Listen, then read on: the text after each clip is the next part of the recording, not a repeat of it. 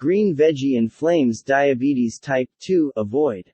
Breaking scientific research shows that there's a green vegetable that inflames diabetes symptoms, causing deadly spikes in blood sugar, increased fat storage, hormonal imbalances, brain fog, arterial plaque, and debilitating chronic fatigue.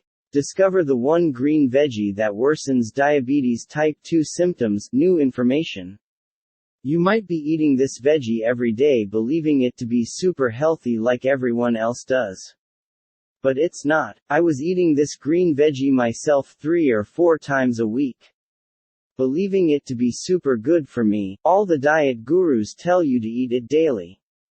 It's not your fault if you're eating it too. You could never know this veggie, considered to be a superfood, is infected with some of the nastiest industrial toxins on the planet.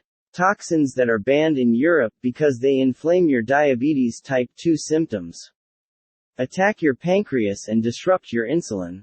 Can you imagine getting your blood sugar under control for the first time in years? Start by eliminating this common veggie from your diet as of today. Check link in video description to avoid that one green veggie that inflames diabetes type 2 symptoms. You can say goodbye to diabetes type 2 forever.